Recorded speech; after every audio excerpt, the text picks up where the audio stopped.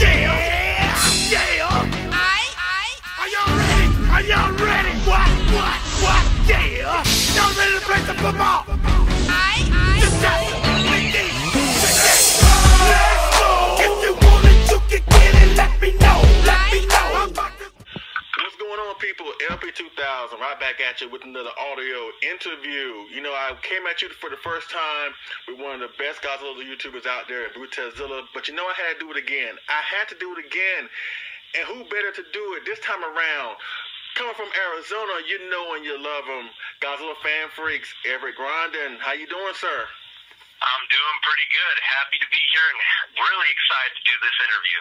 Well, you know what? I just had to just say this, preface this by saying this, ladies and gentlemen. I'm glad to be talking with you. It was fun to finally meet you at G-Fest, and I just had a wonderful time just interacting with you, talking with you, and that's why I wanted to just go ahead and just do this, and like I said, who better to continue this trend with one of the best Godzilla YouTubers out there, and one of the best at what he does than in you. So thank you for doing this. I really do appreciate it. You're very welcome, and thank you. I appreciate the kind words. All right, no problem. Now, before we get into the Godzilla stuff, so I done some research on you, done some background research on you, and I know that other than Godzilla, you like Predator and Dragon Ball Z and Guyver and some other things. I want to talk about Predator for a little bit, because I do like Predator myself. I'm not really a diehard fan, or at least a hardcore fan like you are, but I do like, I'll say this. I like the first two Predator films. So I want to know from you, what is it about Predator that you like so much? You know, what I really liked about Predator was it was just one of those sci-fi films that, of course, it came later than the Alien films, but it brought to the table something that we kind of never really seen before in type of that extraterrestrial film. We have one that comes to Earth that actually has an intelligence of its own, that it comes here to hunt humans or hunt whatever it seems worthy, and take the trophies and whatnot, and they have their own planet, their own technology. So it wasn't just your normal everyday aliens come to destroy the Earth type deal. This was something that was entirely different. It was just this alien that landed at a specific spot on our planet just mainly to hunt things. So that's what kind of sparked me about it. And of course, Arnold Schwarzenegger is pretty much my favorite actor of all time. I love the guy to death. But just Predator is just an awesome, I loved Predator 1 and 2. The AVP films are kind of 50-50 with me, but I do enjoy them. But all around, Predator was just an awesome idea to bring something different to the table as far as aliens go. Okay, and you know what? I have to agree. I am a big fan, like I said, of the first two Predator films. The Alien vs. Predator stuff, I'm not really a fan of. I'm not really a fan of the Predators movie, where they brought all these lethal assassin people to their world as I guess an experiment. They made them better hunters. I wasn't really a fan of that film. I do, like I said, I love the original, and I love Predator 2. However, I just can't get past the fact of him taking on Danny Glover in Predator 2. I'm so sorry. How do you go from Schwarzenegger to Danny Glover? I don't see Danny Glover as a tough guy, but I don't know. I mean, I do enjoy the city setting and everything that surrounded the film. I just couldn't get past the tough guy that they used for the Predator to go up against. What are your feelings about that? I do somewhat agree with you. That was kind of a ball out of left field to have Danny Glover as the main, character. And how you go from a big action star like Arnold to Danny Glover, I don't know. I think what got Danny Glover in the role, or, at least the director's point of view, they wanted, because Danny Glover was in not the Die Hard films, but Lethal Weapon, right? Yeah, but he was in the Lethal Weapon movies, and the Lethal Weapons were kind of an action comedy mixture, if I remember. Yeah. So to have him in kind of a sci-fi action horror was a little different. but I want to say he played the role well. It's not like it was, not like he did the horrible or anything like that. But it was kind of different to go from someone like Schwarzenegger to Danny Glover. I want to say something maybe since it was kind of in I forget when Predator 2 came out, but back around that time, maybe to have one of the bigger action stars like, something crazy like maybe Claude Van Damme or something like that playing a cop, or maybe even Steven Seagal or something like that, you know what I mean? But yeah. Danny Glover was an odd choice, but it didn't really hurt the film in my mind. Yeah, you know what? It didn't hurt the film, but it's kind of one of those things that stick out. And you know what? It's funny you mentioned Claude Van Damme, because I don't know if you know this, but he was originally playing the Predator role in the original one, but he couldn't take the special effects in the suit, and plus they didn't want the alien to be like Van Damme size, like kind of in a way skinny compared to Schwarzenegger. I mean, of course he would have been agile and fast, but they wanted somebody bulkier and bigger, so they got the guy who played the Bigfoot in the I guess the family movie Harry and Henderson's. He played the Bigfoot, so they got him to play because of his size. And, right. And actually, they wanted Schwarzenegger to play in part 2, but Schwarzenegger opted to do Terminator 2 instead, which was probably the better decision for him. Yeah. But I do agree. I do like it. I do like both films, but it's kind of hard to go from Schwarzenegger to Danny Glover, which leads me to my other question, and I'm going to tie in Godzilla into this. Now, since I know you're passionate about both, would you like to see like a joint production where the Godzilla character merges with the Predator universe? Like, for example, the Predator looks at Godzilla as the ultimate trophy. Would you like to see that, or would you just like it for them to be kept separate? You think they're fine separate on their own? I want to say that they would probably still be fine separate on their own, but then there is that little tiny part of me that's like, what the hell, do a crossover type thing, because I'm sure, I have no doubt in my mind that in expanded universes and such, like the comics and everything, that the Predators would have some sort of technology to be able to maybe fight something like Godzilla, to try to take him down. But bringing Godzilla into something like Predator, I want to say it's a little brutal for his genre, especially the way, Predators tend to be with their technology. Even though we've seen Godzilla bleed and everything like that, I just want to say something like the way Predator kills his prey and attacks his prey, I want to say it'd almost be just too brutal, and it just wouldn't fit. The two really wouldn't fit well together. But there is a part of me that says, it'd kind of be cool, see what happens, Cool. And you know what? Let's just go head first into Godzilla. I know you're a huge Godzilla fan, just like I am. And I want to ask you, how long have you been a Godzilla fan? Majority of your life, right? A big majority of my life. I started, of course, my dad got me started on the movies when I was about 3 or 4 years old. My very first Godzilla film was the original Godzilla King of the Monsters, with Raymond Burr, the English dubbed one. And it just kind of went on from there. I started really hardcore collecting, I want to say, around 97, 98.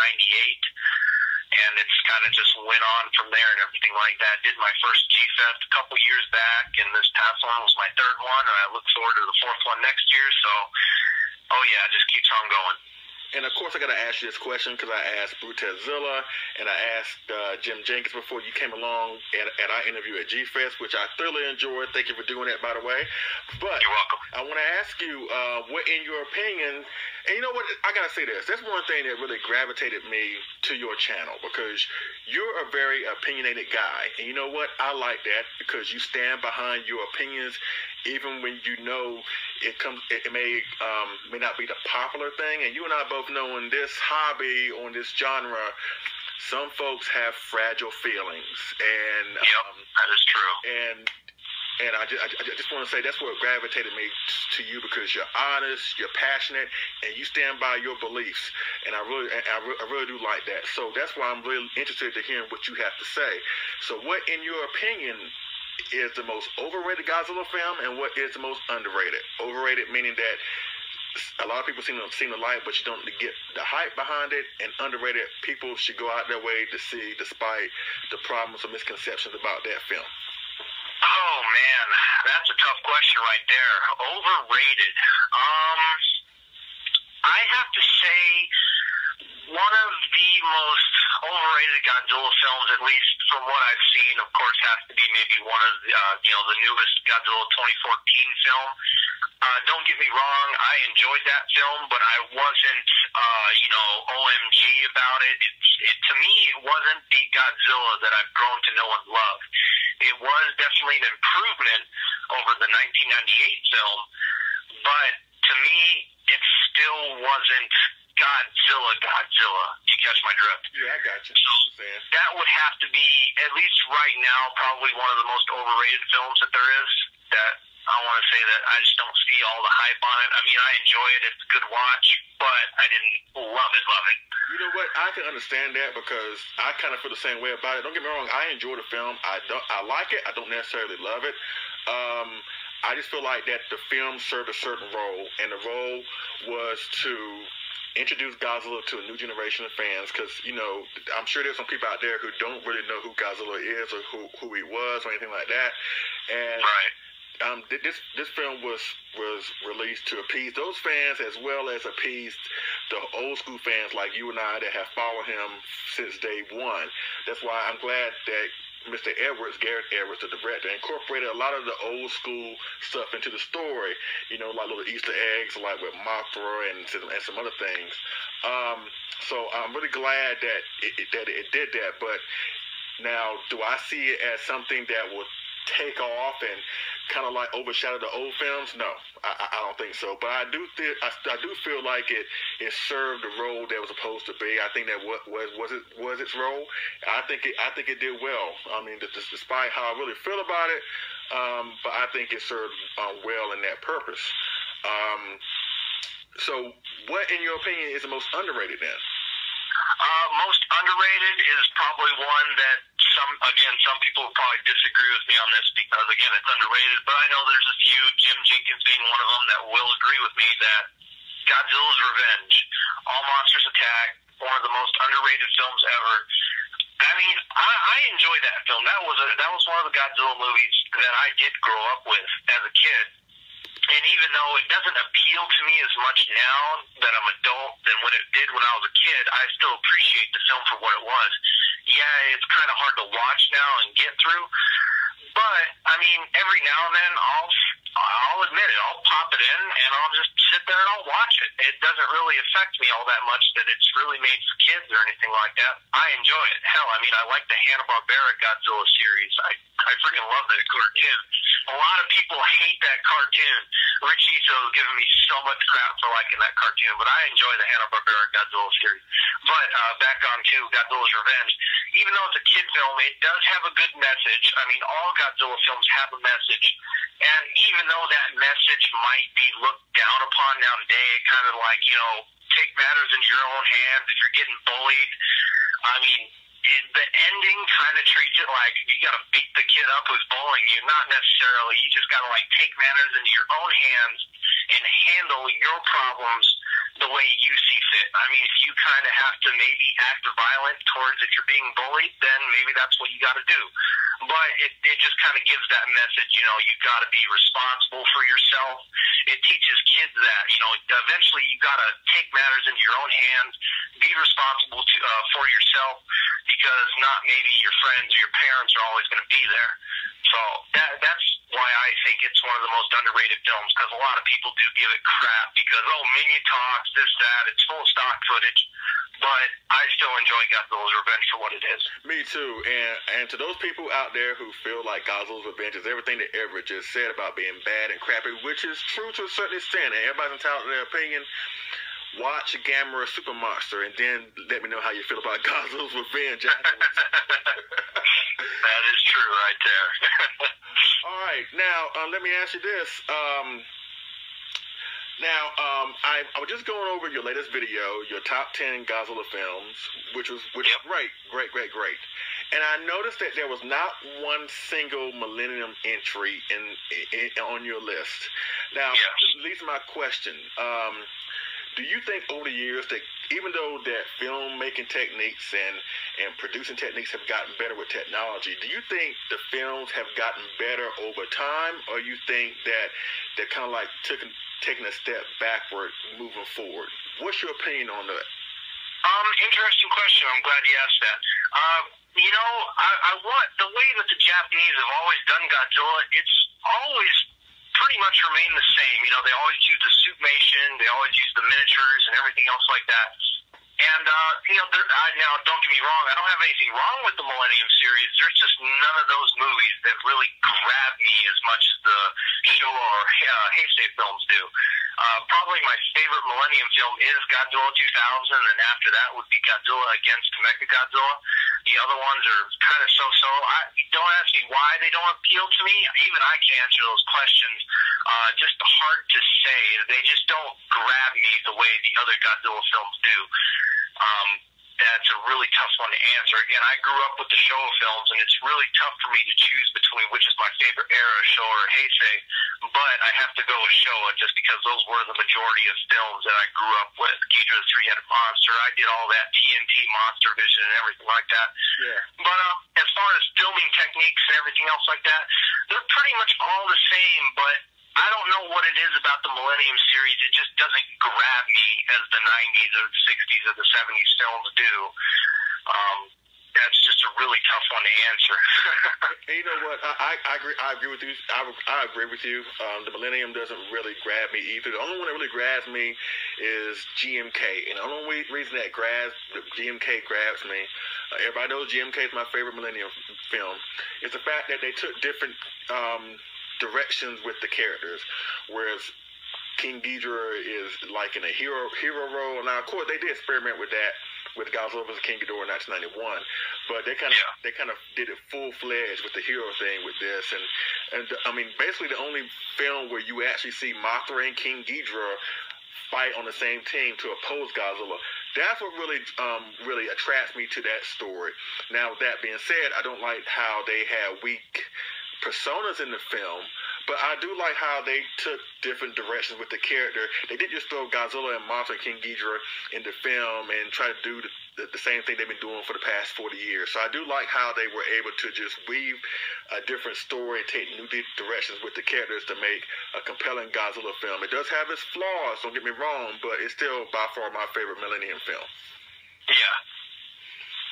So, with that being said, let me move on to elaborate what you just said about the show being like, I believe it's your favorite series, right?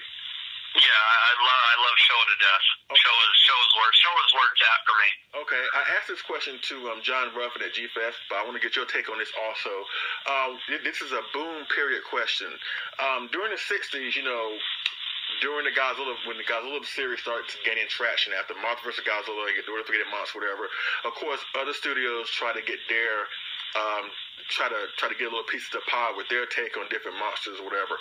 So my question is, what is your favorite boom period from the years 1964 to 1967?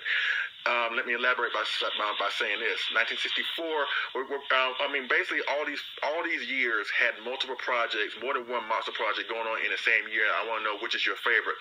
In 1964, we had Mothra vs. Godzilla and Ghidorah the Three-Headed Monster in the same year. The next year, we had Godzilla vs. Monster Zero, Frankenstein Conquers the World, and the original Gamera film.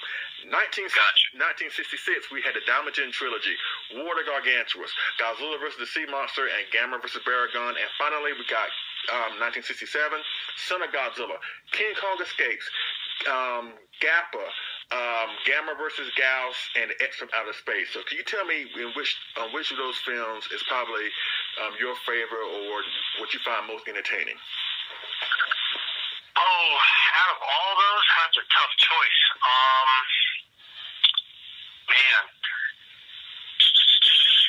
Man, out of all those, I have to go with Mothra versus Godzilla versus the Thing. I mean, that one is respectively probably one of the best, if not the best, Godzilla film ever produced besides the original. But it probably have to be Mothra versus Godzilla for sure. Okay, good. So, and also Ghidorah, the three-headed monster, right? Right, yes, yeah, it's just because it was in the same year, yeah. The same year. Okay, cool. Now let me shift on to some collectible conversation. Of course, you and I both are avid X Plus fans and avid X Plus collectors, and we're a part of X Plus Collectors Facebook group. And at the time of this recording, September 25th, 2015, they just announced that they're finally going to release the 25cm Destroyer. And I want to ask you, are you getting Destroyer? If not, what future figures are you trying to get, or are you hoping to see from X Plus, whether this year or in the years to come? A few people have asked me this question already, if I'm going to nab up Destroyer or not. I wasn't really ever the biggest fan of Destroyer. I mean, he was a cool monster, a cool concept, a cool backstory on how he was created, but Destroyer just never really grabbed me as much.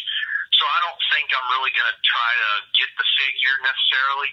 But any future type figures, of course, from Diamond, I already have the Anguirus and the Gigan 1972 on pre-order. But otherwise, other than that, nothing from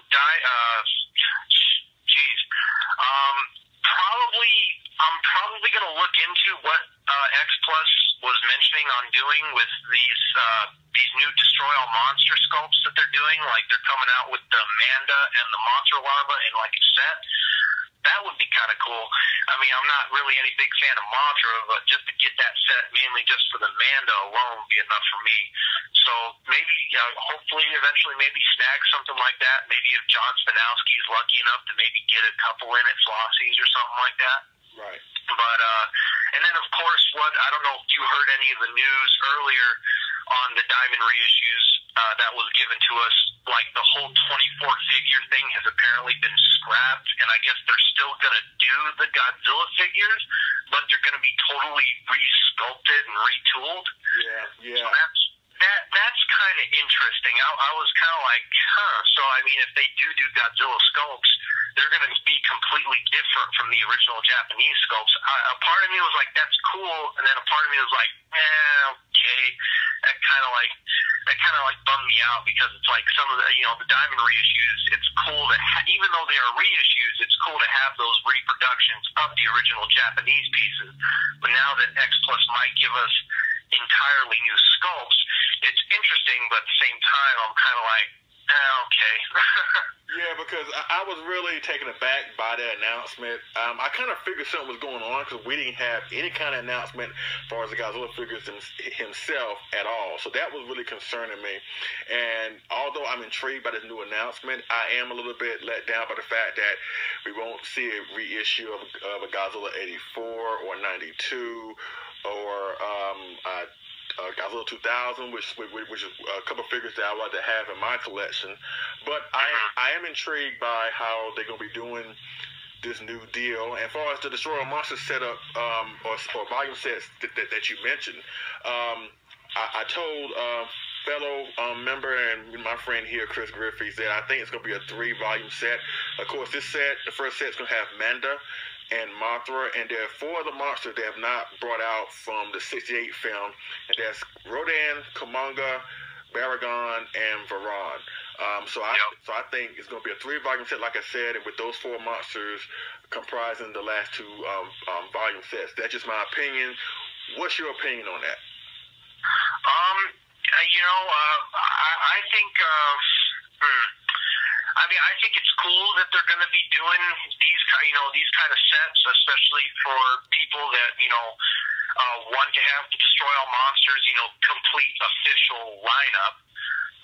If they want to create, that would be one hell of a diorama with X Plus figures. That would be just simply amazing, especially since we didn't get that complete lineup set from the Far East Monsters thing from way back when. Yeah. Because they only came out with those 2 figures. But with them doing this for X Plus, that would be kind of cool. And that would be something that, again, I would love to set up, and I would probably have to, build some sort of an area or a specific shelf and just have all those figures set in that spot, just because it is Destroy All Monsters. That is what it's supposed to be. All right. Now, let's shift to the question I asked you yesterday that I knew would take some time to come up with. Of course, everybody who don't know what I'm talking about, let me break it down for y'all. I asked Everett before we started doing this that, first of all, we both are wrestling fans, or at least we like how it used to be. Let me just say that. So I asked Everett to come up with like a WrestleMania style card consisting of great Godzilla fights in his opinion, from the best, from the least, from good to best. I'll say that. So Everett, what did you come up with? What is your ultimate WrestleMania Godzilla super card consisting of fights that he has done through his film history? All right, okay. I got that down right here, and since you gave me a little bit of wiggle room with using like the entire Toho franchise, I took advantage of that. Okay. So, to start off, for the WrestleMania pre-show match, I got Gabbra versus Minya. You got what? Gabbra versus Minya. Okay. For a pre-show, I thought that would be pretty good. Okay. Then the opening match I got for a ladder match between King Kong and Mechanic Kong, since they climbed Tokyo Tower. Yes. Go for it, dude. And then I got a little bit of hardcore street fight here between Sanda versus Gaira. Ooh. Oh, yes. Keep on trucking, man. Keep on trucking. And then for the tag team titles, I got Jet Jaguar and Godzilla versus Megalon and Gigan. Okay. Now, these... Now, let me chime in. These are the championships back in the 90s and the 80s when the championships actually meant something and they didn't look like pennies on a strap. Let me just put that in there. All right, go for it, man. All right, and then we got the Intercontinental title match between Mechagodzilla 2 and Fire Rodan. All right. U.S. title match, King Caesar versus Mechagodzilla 1974. All right. And then we got our handicap match of Mechagodzilla and Titanosaurus versus Godzilla. Okay. And then for the WWE title, Godzilla, we got Godzilla versus King Ghidorah. You know what? That is a great super card. Now, folks, don't you see why this dude is like one of the best at what he does? Oh my God, that was great. That was great. Which leads me to my other question. I asked Butch the same question, so I'm gonna ask it to you. Kaiju fantasy booking. Now, what is the one thing that you would go back in history, in Godzilla's history, or just Toho's history in general, and change? What was that one moment that you was like, you know what, I'm not feeling that, but I think I can make it better? What would that one thing be, if you could? What would that one thing be? Tough question right there. But somewhat easy of an answer. I'm looking at all the films and stuff right now on my shelf. I want to say the one thing that I would change would probably give King Kong Escapes a little bit bigger, have a bigger budget. That way the Kong suit looked a little better and whatnot, and maybe the movie had maybe just a tad bit more to it. Okay. But that's probably the one thing that I would do. Give King Kong Escapes a good give it money so it can have a good budget, put it that way. And you know what? I'm a counterpoint on this. That is by far my favorite King Kong film of all time. Personally, I think that the film is perfect. And yes, Kong does look questionable, but to me, I like this Kong suit better than the 62 version.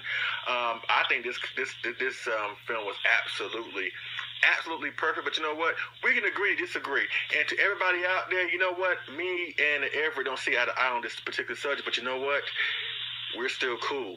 So I still enjoy King Kong Escapes. Mechanic Kong was a great freaking idea. Right. I freaking love the Robot Kong. Right. So if we can come together and have different opinions and still respect each other, why can't everybody else out there do the same? Why don't y'all think about that? All right. Now, with that being said, I got a buy and sell for you. And if you're not familiar with buy and sell, meaning if you heard what I asked Brutezilla, I asked him because he said that on his top 10, he put Ghidorah 3-Headed Monster, Monster Zero on the same spot. So basically, I'm asking if you had to pick one over the other, which would be? But I'm not asking about Ghidorah 3-Headed Monster, Monster Zero. I'm asking buy or sell Gamera's Heisei films or the Godzilla Heisei films? And let me just start off by saying this, and then you can put in your input.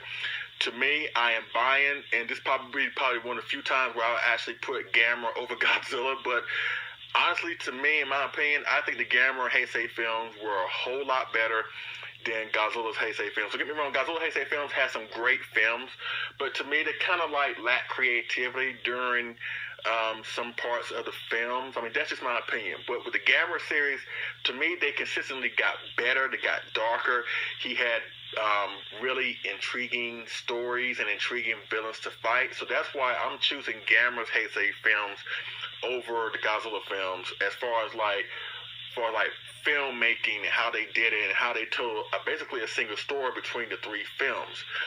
So with that being said, what are you buying or selling when it comes to the Gamera Heisei trilogy or Godzilla's Heisei films? All right, here we go. I 100% agree with you. I buy the Gamera Heisei films and I sell the Godzilla Heisei films. Just because of all the reasons you listed. The Gamera films were just, even though it was only 3, also you got to keep that in mind. The Heisei Gamera films, that is just a trilogy. Godzilla during his Heisei area had 1, 2, 3, 4, 5, 6, 7 films. Gamera only had 3, and he puts Godzilla over like nothing. Those 3 movies are fantastic. Guardian of the Universe has to be my favorite. I mean, it's just amazing the way that they're directed, the music, the monster action, the monster costumes, the effects, just all of it is just amazing. I love the Gamera trilogy. It's awesome. I was glad that, Gamera really wasn't the friend of children anymore. Yeah. But with that being said, I know a few people have noticed this too, but then I noticed it as well. Even though they're from different film companies, Gamera and Mothra traded places if you think about it, because you look at the Gamera trilogy, it's serious, it's dark, it's everything a kaiju film is supposed to be. And then the Mothra trilogy, Mothra becomes the friend of children. Her movies are a little bit more friendly, and you get my drift there and everything like that. Yeah. So Gamera and Mothra actually kind of swiped places there, but the Gamera trilogy is by far probably almost kaiju filming perfection. Those films are just amazing. I love the Gamera trilogy. Absolutely, and I take it one step further for us to traded places. In my opinion, I think you would agree, Godzilla had a better Showa film chronicles than Gamera did, but when it came to the Heisei, you can argue that they swapped places. Gamera had a better Heisei film career than Godzilla did. So I think that's very interesting. Now, don't get me wrong, Godzilla Heisei, I think the films were fine with 84, Biollante, and King Ghidorah, even though they took a really hard left turn with the sci-fi element. But to me, after Godzilla King Ghidorah, when they started producing them yearly, that's when they really started to seem like they were slack in their creativity. That's when they started doing a whole bunch of green screening where you show Godzilla with the background of some live action that didn't, they showed miniature work, but they relied more on the green screening towards the tail end of the series, which I didn't really particularly care for. But the first 3 films, it seemed like they cared about the special effects, they cared about the miniatures and everything, how it looked and everything. But with Gamera, it just got better. It just got, and sometimes sequels don't really get better than their original counterparts. But with Gamera, it really got better. So I agree. So I really do enjoy that. Now, let's go on to the red super dinosaur that I know you love oh so very much. And of course, I'm talking about Titanosaurus. Terra-Mechagodzilla 1975. Now, let me just ask you, man, I'm a fan of Titanosaurus too. I bow down to you, sir. I bow down to you because I know you're the ultimate Titanosaurus fan. And as you said in your top 10 video, I feel like he was the breakout star of Titanosaurus. Think about it. The majority of the story really revolved around him in a way. And I really do enjoy that part about Terra-Mechagodzilla. But what is it about Titanosaurus, if you could come up with one thing to say that you just love so much?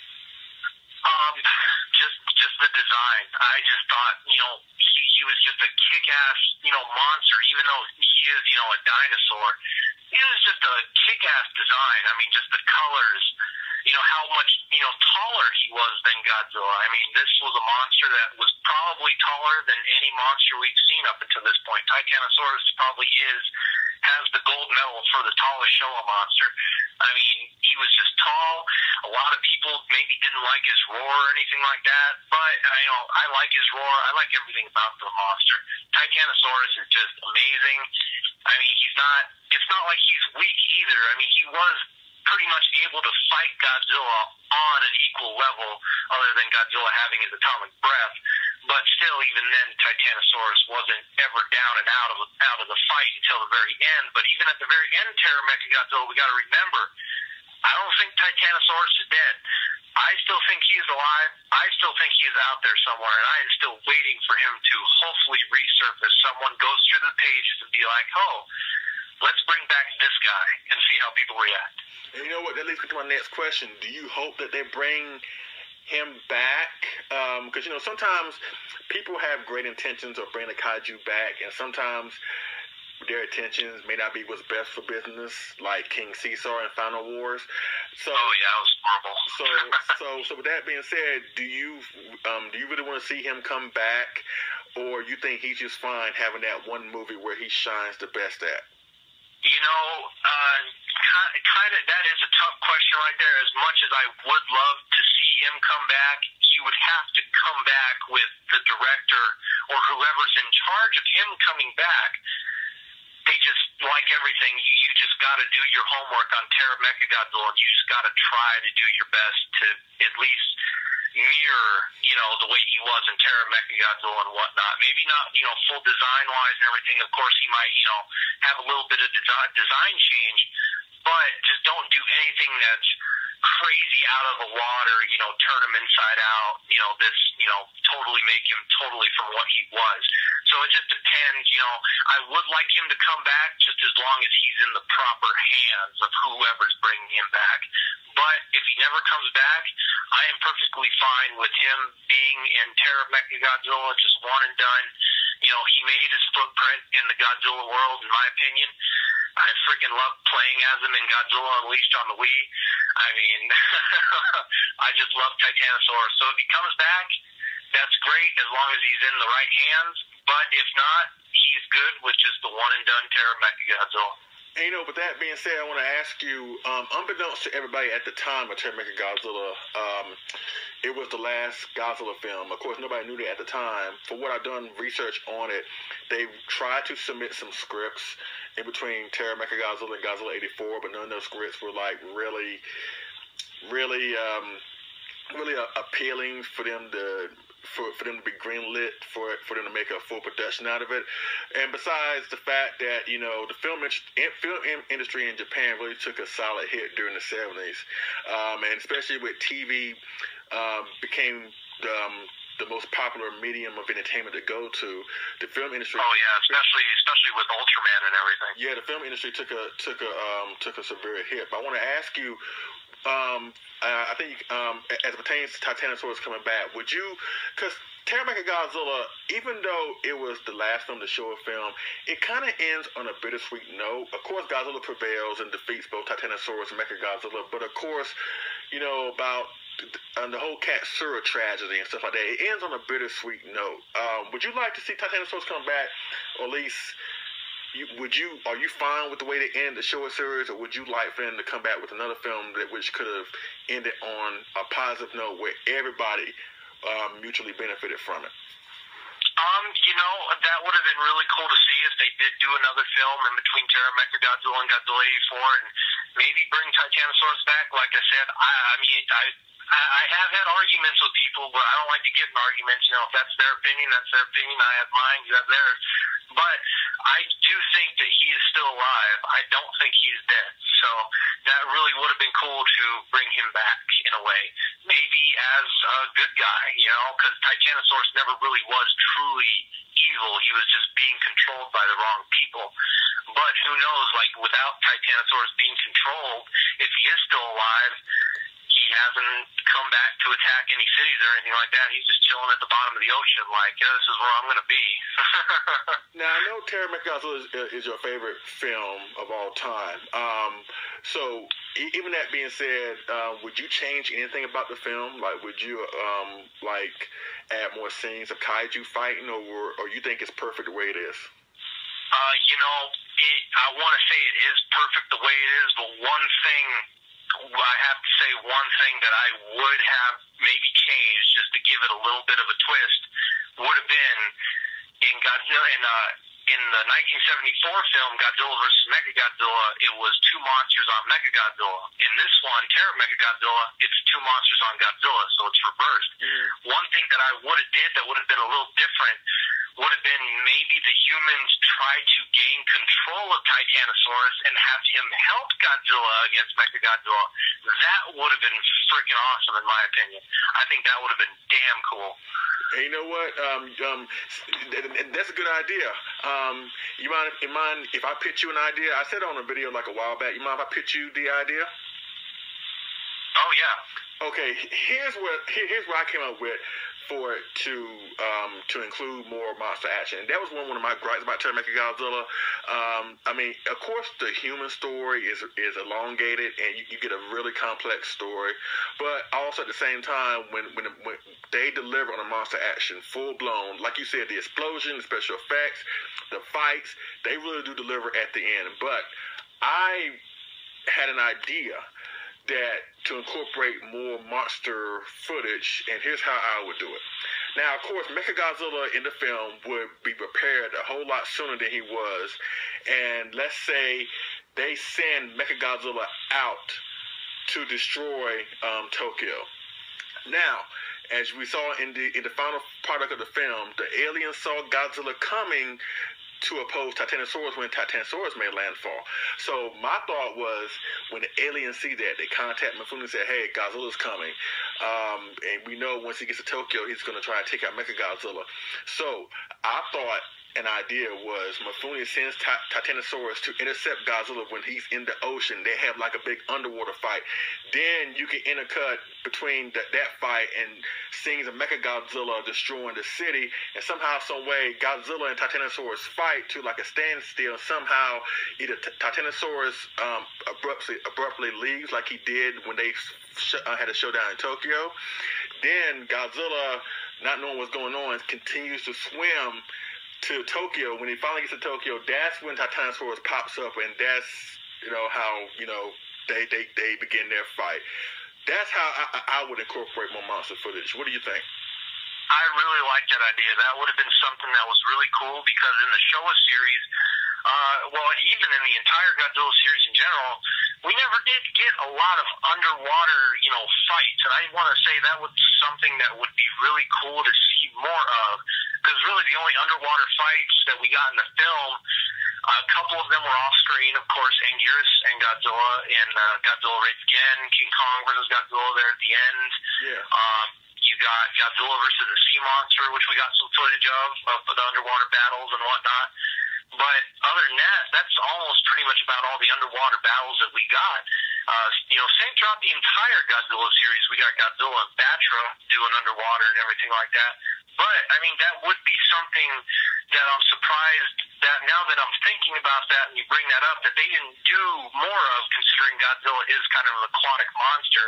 So and when you do think about it, and it's same thing with Titanosaurus, but then when you think about it, though, too, a lot of scenes with Godzilla have to do with him near the ocean. He always comes out of the ocean.